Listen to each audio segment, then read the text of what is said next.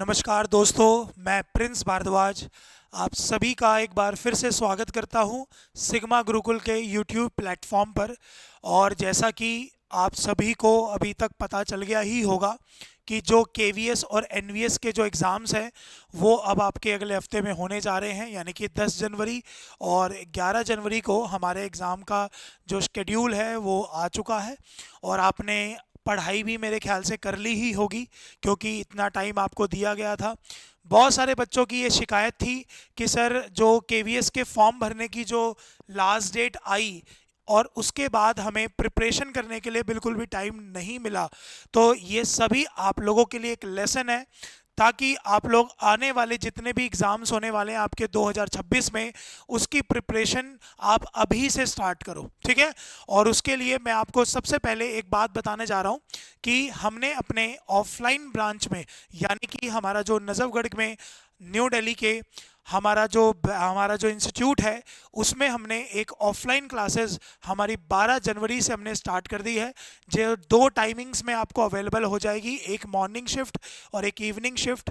और साथ के साथ आपको special maths, English, psychology, even reasoning, आपको teaching batch, non teaching batch सारे आपको अवेलेबल हमारे यहाँ पर हो जाएंगे। बाकी आज का मेरा जो पॉइंट है आप सभी के सामने वो ये है कि बहुत सारे बच्चे ये पूछना चाह रहे थे मेरे से कि सर हमें ना ये नहीं समझ में आ रहा कि जो हमारा नया जो पैटर्न इस बार आया है, आपको पता है कुछ सब्जेक्ट्स हमारे डिडक्ट हुए हैं, कुछ नए सब्जेक्ट ऐड हुए हैं केवीएस और एनवीएस में। तो उसके पॉइंट ऑफ व्यू से हमें थोड़ा सा आइडिया सा दे दो कि हमें पेपर को कैसे अटेम्प्ट करना है, हमें किन किन बातों का ध्यान रखना है, और एक हमारा सेफ स्कोर भी क्या होगा, कि हम कितना मार्जिन लेके चलें कि हम लोग ये सारी चीज़ें कवर अप कर पाएँ। उसके पहले आपको मैं ये भी बताऊंगा कि हमें किन किन बातों का वहाँ पर ध्यान रखना है, और प्लस अब जो हमारे पास टाइम बचा हुआ है, हम उसमें किन किन बातों का ध्यान भी रखें, ठीक है। तो जैसे अगर मैं बात करूं, सबसे पहले जो हमारे पास बच्चों नोटिफिकेशन आया था, आप सभी को याद होगा, वो 26 दिसंबर को आ गया था। कि जो 26 दिसंबर को, और आप नोटिस करो कि दिसंबर की स्टार्टिंग में ही इसके फॉर्म जो थे वो ख़त्म हुए थे, और यानी कि आपको मंथ का भी बिल्कुल टाइम नहीं मिला। और इन्होंने दो डेट पे ये एग्ज़ाम हो रहा है बच्चों, एक हो रहा है पीआरटी और एक हो रहा है एमटीएस। ये दोनों एग्ज़ाम्स जो है हमारे, ये 10 तारीख को हैं, और बाकी जो बच गए वो हमारे 11 तारीख को हैं। अच्छा सर, आप नोटिस करो कि जो 11 तारीख को पेपर होना है, जो असिस्टेंट कमिश्नर का पेपर है, प्रिंसिपल का पेपर है, वाइस प्रिंसिपल का पेपर है, पीजीटी, टीजीटीज और बाकी जो नॉन टीचिंग के जो पेपर हैं, उनके लिए एक डेट दी गई है। और आप देखो एमटीएस और स्पेशल पीआरटी, इसके लिए एक प्रॉपर अलग से डेट दे रखी है। तो इसके पीछे यही रीज़न होता है कि जो पीआरटी का जो फॉर्म होता है वो बहुत सारे बच्चों ने भरा होता है भाई, क्योंकि इसमें एज क्राइटेरिया में भी डिफरेंस होता है। प्लस उसके बाद डीएसएसबी में काफ़ी टाइम से पीआरटी की वैकेंसी नहीं आई थी, अब जाके वो वैकेंसी आई थी। इसीलिए बच्चे जो हैं ज़्यादातर केवीएस के पीआरटी के एग्ज़ाम्स जो हैं उसके ऊपर ज़्यादा फोकस करते हैं, क्योंकि नौकरी तो देखो भैया सभी को चाहिए, चाहे वो किसी भी स्टेट में अब आपको मिल जाए, है ना। तो 10 तारीख और 11 तारीख का आपको ये एग्ज़ाम है, यानी कि सैटरडे और संडे का ये आपका प्रॉपर एग्ज़ाम है, और ऑफलाइन मोड पे एग्ज़ाम होता है, आप सभी को ये बात पता ही है, ठीक है। और 2 घंटे का इसमें आपको टाइम मिलता है। जो मेजर आपको बातें मैं बता रहा हूं मैं वो यही है, ठीक है। आप इसमें 2-3 चीज़ें आप लोग नोटिस करिएगा। जैसे इसमें नंबर ऑफ क्वेश्चंस हमें पता है 100 है, और एक क्वेश्चन जो है वो 3 नंबर का है, इसीलिए ये पूरे के पूरे कितने मार्क्स के बन जाते हैं, 300 मार्क्स के। और 300 मार्क्स के अंदर आपके 1 मार्क्स की नेगेटिव मार्किंग भी होती है, मतलब अगर आप गलत करके आते हो तो आपका 1 नंबर वहां पर कट जाएगा। इसीलिए आपको अपनी एक्यूरेसी का बच्चों सबसे ज्यादा ध्यान देना है, ठीक है। ध्यान रखेंगे आप सभी स्टूडेंट्स, आपको अपनी एक्यूरेसी का ध्यान देना है, अपने हाथों को आपको रोक के चलना है। यूं नहीं कि आप लोगों को जल्दी जल्दी आपने जा जाके आपने ABCD जो अपने मन में आया वो आपने आंसर दे दिया, नहीं। आपको स्ट्रैटेजी के हिसाब से सारे पेपर को सॉल्व करना है, क्योंकि आपको पता है जो आपका पेपर है वो ऑफलाइन मोड पर है, तो इसका मतलब ये OMR शीट के ऊपर आपको लिखने को मिलेगा, तो वो और टाइम टेकन होगा, है ना। 2 घंटे आपको बेशक लग रहा हो, कि 100 क्वेश्चन करने के लिए आराम से 2 घंटे है, बहुत टाइम है, नहीं। जब बच्चों हम लोग ऑफलाइन एग्जाम देते हैं ना, उसमें हमारा ज़्यादा एग्जाम कंज्यूम होता है, सॉरी टाइम कंज्यूम होता है, तो इसीलिए आप थोड़ा सा इस बात को समझना, ठीक है। अगली अगर देखो, आपको पता है कौन कौन से सब्जेक्ट्स आते हैं, ये भी एक बार आपको पता है, हम लोग जो थोड़ा थोड़ा सा ध्यान देते हैं इसके ऊपर। जैसे रीजनिंग 20 क्वेश्चंस की, मैथ्स 20 क्वेश्चंस का, कंप्यूटर 20 क्वेश्चन का, और साथ के साथ जीके 20 क्वेश्चन के। और एक क्वेश्चन जो है हमारा 3 मार्क्स का, इसलिए 60 मार्क्स की कवर करेंगे भाई सारे। और जो लैंग्वेज है उसमें हमारे पास 20 क्वेश्चन है, 10 इंग्लिश के, 10 हिंदी के। जैसे मैं आपको लैंग्वेज इंग्लिश पढ़ाता हूँ, आपको पता है, तो इसीलिए ये हमारे 30 अलग से हैं, तो इसीलिए 300 मार्क्स का हमारा पूरा टॉप पेपर बन जाता है। एक बात मैं आपको अच्छे से बताता हूँ, देखो बच्चों, रीजनिंग जो है ना, उसमें कुछ चैप्टर मैं अभी आपको बता ही दूंगा कौन कौन से आपको इस पे ज़्यादा फोकस करना है। आप याद रखना, आप ना अच्छी से अच्छी प्रैक्टिस अगर आपने करी होगी तो आप इसमें ना 19 और 20 पक्का नंबर आराम से ले लोगे, ध्यान रखना, ठीक है। मतलब 19 से 20 क्वेश्चन आप इसमें आराम से सॉल्व कर सकते हो, जो जो मैं भी आपको टॉपिक बताने वाला हूँ। मैथ्स तो देखो आपकी प्रैक्टिस के ऊपर पता होगा, कुछ बच्चों का अच्छा होता है, कुछ बच्चों का खराब होता है, इसीलिए मैं इसके ऊपर कॉमेंट नहीं करूंगा। अगली मैं बात करता हूँ कंप्यूटर की। तो देखो भाई, कंप्यूटर में कुछ चीज़ें फिक्स आती ही आती हैं, जैसे अभी बच्चों ने DSSB के बहुत सारे एग्जाम्स दिए हैं, उसके बाद बच्चों ने दिल्ली पुलिस के एग्ज़ाम दिए हैं। कंप्यूटर जिसके अंदर मेनली पूछा जाता है, ये उसके लिए तो बहुत ज़्यादा ज़रूरी है। बाकी आप पढ़े होंगे यहाँ पर जीके है, जीए नहीं है, जनरल अवेयरनेस नहीं है, जीके है। इसका मतलब इसमें 1 लाइनर क्वेश्चन जो लूसेंट की किताबों में ज़्यादा लिखे रहते हैं वो आपको यहाँ पर हेल्प कर लेंगे। हालांकि मैं यहाँ पर लूसेंट को कोई प्रमोट नहीं कर रहा, मैं एक बात बता रहा हूँ जनरली कि लूसेंट की एग्ज़ाम में थोड़ा सा होता है। बाकी आजकल आपको पता है कि और भी अच्छी अच्छी बुक्स आ गई हैं जीके की, तो आप उसमें से भी इसको कवर कर लोगे। और इंग्लिश के अंदर मैं भी आपको बताऊंगा कि कौन कौन से आपको टॉपिक पे थोड़ा सा फोकस करना है, ठीक है। और लास्ट में आपके पास जो हिंदी, आपकी जो मॉडर्न इंडियन लैंग्वेज है, आपको उसके ऊपर वर्क करना है, ठीक है। तो अगर देखो हम लोग एक बार अपने लैंग्वेज की बात करें, तो जो भी आप लोगों को इसके अंदर दिख रहा है बच्चों, ठीक है, ध्यान रखना, ये सारे के सारे आपको टॉपिक थोड़े थोड़े पढ़ के जरूर जानने हैं, ठीक है। चाहे वो हिंदी के हो, चाहे वो इंग्लिश के हो। कैसे? अगर मैं पहली बात करूं तो आप पढ़ो, इसमें लिखा हुआ है रीडिंग कॉम्प्रीहेंशन, यानी कि जो हमारे पास पैसेज होता है वो इन्होंने मेंशन कर रखा है। हालांकि जब ये क्वेश्चन ही 10 दे रहे हैं तो भगवान जाने वो उसके अंदर 5 क्वेश्चन देंगे या 3 क्वेश्चन देंगे, है ना। अब आप पढ़ो इसमें word power, article, narration, preposition, error correction, adverb, fill in the blanks, comprehension, punctuation, arrangement, vocabulary, synonym, antonym, idioms and phrases, modals। यार बच क्या गया सर? इसके अलावा इंग्लिश में आता ही क्या है? सब कुछ तो दे ही दिया आपने। तो बच्चों, मैं आपको इसीलिए इन सारी बातों में ज़्यादा उलझाऊंगा नहीं, मैं आपको इंग्लिश के लिए 2-3 पॉइंट्स बताने जा रहा हूँ, आप ना उस पर थोड़ा सा फोकस करना, ठीक है। और वो पॉइंट क्या है सर? वो पॉइंट ये है कि सबसे पहले नंबर 1 पे आपको अच्छे से वॉइस और नरेशन आना चाहिए, ठीक है। क्या आना चाहिए? वॉइस और नरेशन आना चाहिए, ठीक है। मैंने वॉइस और नरेशन पूरा यूट्यूब पर पढ़ा रखा है, आप आराम से जाके जो प्लेलिस्ट है उसके अंदर से जाके आप लोग ये सारे के सारे क्वेश्चंस भी देख सकते हो, और प्लस आप उसमें वीडियो के ऑप्शन में जाओगे तो भी आपको ये मिल जाएगा। उसके बाद अगर मैं बात करूं, आपको बहुत अच्छे से टेंस का चैप्टर पढ़ना है, बहुत अच्छे से टेंस का चैप्टर पढ़ना है, क्योंकि टेंस के ही आपके 1 से 2 क्वेश्चन वहां पर डायरेक्ट मिलेंगे। और टेंस में अब आपके पास एरर भी आ सकता है, टेंस में आपके पास टेंस फाइंडिंग का भी क्वेश्चन आ सकता है कि भाई प्रेजेंट कॉन्टिन्यूस टेंस को कैसे फाइंड करते हैं, परफेक्ट कॉन्टिन्यूस को कैसे फाइंड करते हैं। सो ये हमारा बी सेक्शन में इसका पार्ट बनता है। तीसरे की मैं अगर बात करूं तो कुछ आपको इसके सिनोनियम्स और कुछ आपको इसके एंटोनियम्स भी बच्चों पढ़ने ही पड़ेंगे, ठीक है। अब ये हम सर हमारे पास इतना तो टाइम है नहीं कि हम ये सारे पढ़े, तो इसका भी मैं आपको इलाज अभी बताता हूँ बच्चों क्या है। उसके बाद हमारे पास 1 वर्ड सब्स्टिट्यूशन और इडियम्स एंड फ्रेजेस और fill in the blank, sorry spellings, ये भी आपको अलग से बच्चों पढ़ने पड़ेंगे, ठीक है। इसका आपको थोड़ा सा ध्यान देना है। उसके बाद हमारे पास parts of speech, parts of speech और फिगर ऑफ स्पीच, ये दोनों भी आपको अलग से देखने पड़ेंगे, ठीक है। फिगर ऑफ स्पीच तो आप देखना कि पार्ट्स ऑफ स्पीच में तो वही आपसे पूछेगा, नाउन फाइंड कैसे करेंगे, प्रोनाउन फाइंड कैसे करेंगे, एडजेक्टिव फाइंड कैसे करेंगे, एडवर्ब फाइंड कैसे करेंगे, राइट। और फिगर ऑफ स्पीच में आपसे अलंकार पूछा जाएगा, या आपके पैसेज का भी पार्ट बच्चों आराम से बन सकता है। सो इस बात का भी थोड़ा सा आप लोगों को ध्यान देना है कि ये इनके अलावा आपको कुछ नहीं करना।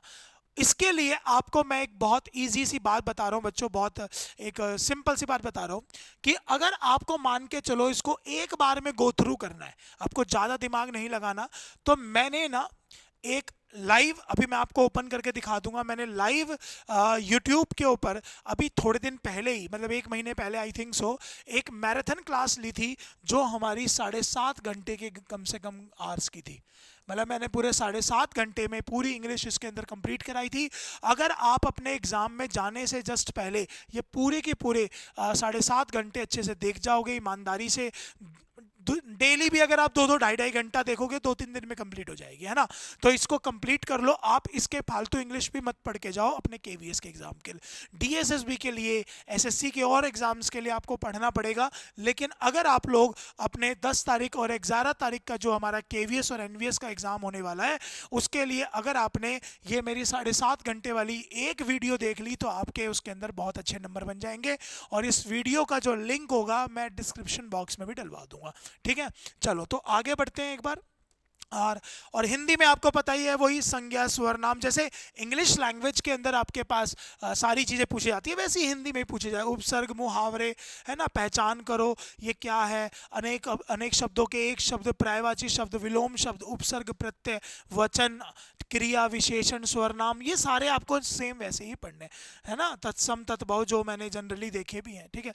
अगली मैं अगर बात करूँ तो आप नोटिस करो, इसमें मैंने आपको कुछ पॉइंट्स बच्चों लिखवाए हुए हैं, आप इसको थोड़ा सा अच्छे से पढ़ लेना, ठीक है। और वो क्या है, जैसे अवार्ड्स, अभी आपको पता है थोड़े दिन पहले क्या नाम है, पीस के सारे अवार्ड दिए गए थे, है ना। उसके जस्ट पहले थोड़े से लिटरेचर में बहुत सारे अवार्ड दिए गए थे, और आए दिन नेशनल अवार्ड मिलते ही रहते हैं, आए दिन स्पोर्ट्स के अवार्ड मिलते रहते हैं, इनको थोड़ा सा अच्छे से पढ़ लेना। बुक्स और authors, sports related, history ancient या फिर मिडिल ईव की, या फिर क्या नाम है, ज्योग्राफी से रिलेटेड, करंट अफेयर से रिलेटेड, ये सब चीज़ें पढ़नी है। और थोड़ा सा सेंसेक्स वगैरह भी आप अच्छे से पढ़ लेना कि फर्स्ट टाइम कब करा गया था, किसने इनको स्टार्ट किया गया था, लास्ट टाइम कब हुआ था, लिटरेसी रेट, इलिटरेसी रेट, है ना, मेल और फीमेल का रेशियो, ये सारा आप थोड़ा सा देख लेना।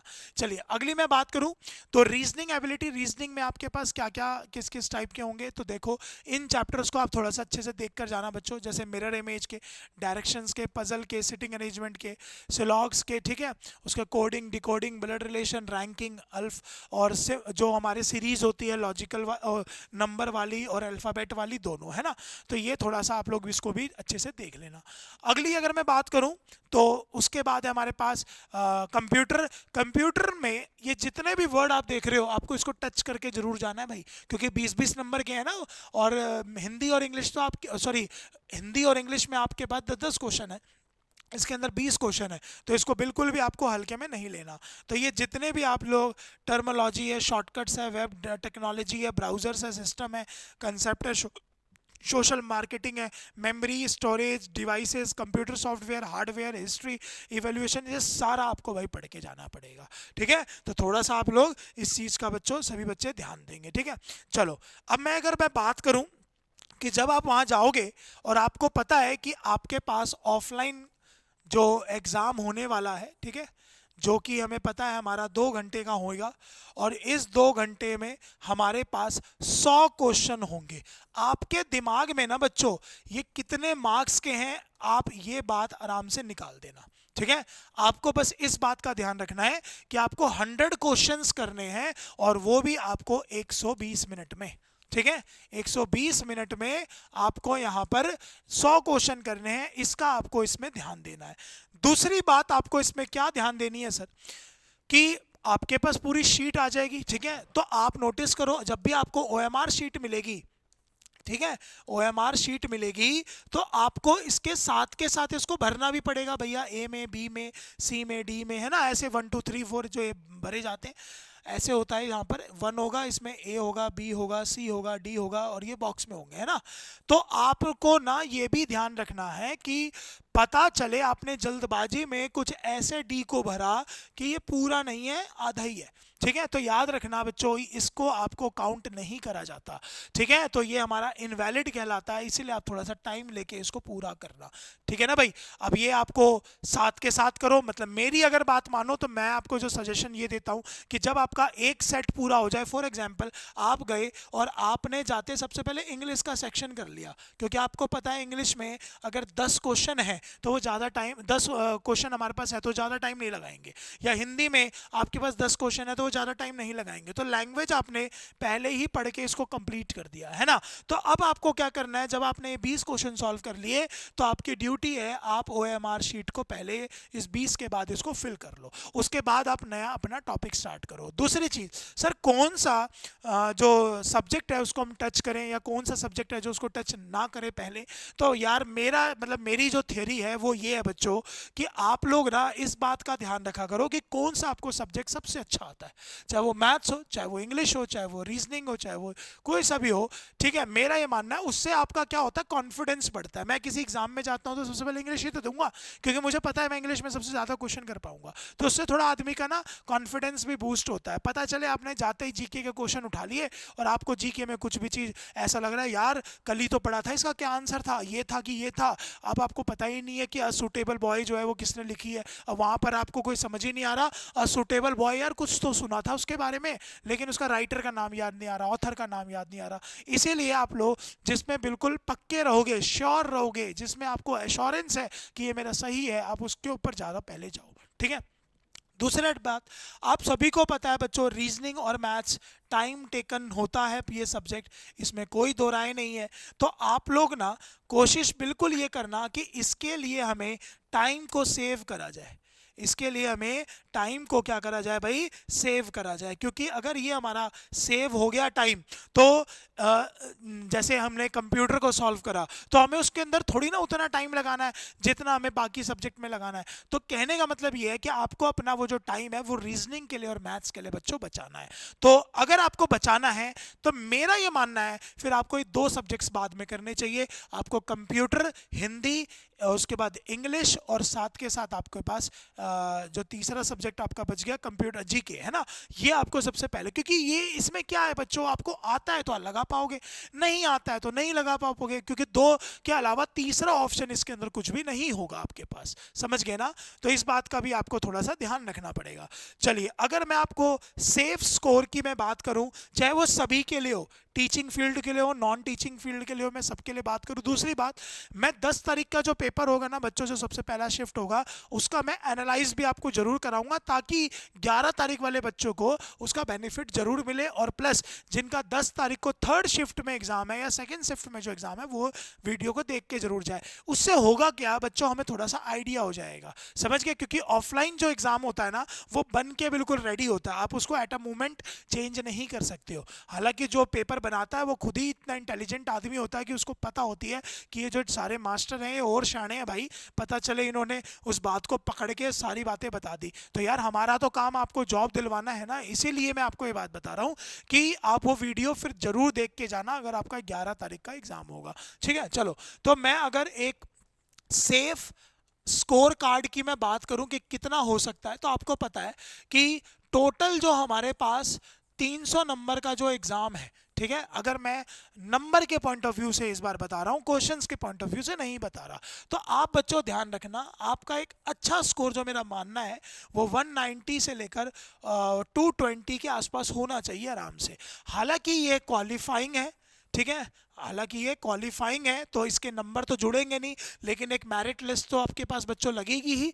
तो आप थोड़ा सा ध्यान रखना, मेरा ये मानना है कि ये हमारी टीचिंग और नॉन टीचिंग के दोनों के बराबर में लगेगी, ठीक है। बाकी एमटीएस के लिए मैं आपको अलग से बता सकता हूं कि एमटीएस में अगर आपके 175 प्लस भी नंबर बन रहे हैं तब भी आपकी बात आराम से बन सकती है, समझ गए। 157 प्लस अगर आप मार्क्स लेके चल रहे हो तो इसमें अंदर एमटीएस के अंदर आपका मतलब चांसेस है आराम से कि आप मेंस लिखने के लिए बैठ सकते हो। और मेंस एक अलग तरीका है, मेंस के लिए हम अलग स्ट्रैटेजी देखेंगे। अभी हमारा काम है सिर्फ टीयर 1 का। तो टीयर 1 में अगर हम अपने सेफ स्कोर की बात करें तो हमें इतने तो मिनिमम मार्क्स, मैक्सिमम मार्क्स हमें इतने लेने ही पड़ेंगे, तब जाके हम लोग टीयर 2 की आगे बच्चों प्रिपरेशन करेंगे। और कभी भी हमें इन बात का ध्यान रखना है कि जब तक हमने प्री ही नहीं क्वालिफाई करा तो हम मेंस के आगे कैसे बात कर रहे हैं। ये बात बिल्कुल सच है कि आपको फिर से मेंस के लिए कम टाइम मिलेगा जैसे आपको प्री के लिए कम टाइम मिला था। ठीक है, तो इस बात का भी आप थोड़ा सा ध्यान रखना। जैसे ही अगर आपको पता है कि आपका एग्जाम बहुत अच्छा गया है मेंस की तैयारी के लिए आप लोग लग जाना। ठीक है, तो आज की मेरी इस छोटी सी वीडियो का एक पॉइंट ये था कि आपको थोड़ा सा केवीएस और एनवीएस के बारे में थोड़ा सा समझा देना। बाकी आप लोगों का सब्जेक्ट ओरिएंटेड आपको पता ही है कैसे देना है, आपको आगे जाके उसमें काम आएगा। बाकी प्री जो होगा उसका लेवल भी ऑलमोस्ट सेम होगा, बस इसको टीचिंग और नॉन टीचिंग में ये लोग अलग अलग कर देंगे। ठीक है, आई होप सो आपको इस वीडियो से कुछ बेनिफिट मिला होगा। बाकी आप लोग जैसा हमें प्यार देते रहते हैं उस सब के लिए शुक्रिया। और आप लोग सभी बच्चे अपना ध्यान रखें। नए साल के दिन फिर से जैसे हम लोग सारे लोग रेजोल्यूशन लेते हैं तो वैसा ही आप लोग अपने माइंडसेट अपना ऐसा बना लो कि मुझे इस साल कोई ना कोई एक नौकरी, सरकारी नौकरी जरूर लेनी है। ठीक है, चलिए मिलते हैं क्लासरूम के अंदर। जय हिंद, जय भारत। सभी बच्चे अपना ध्यान रखेंगे।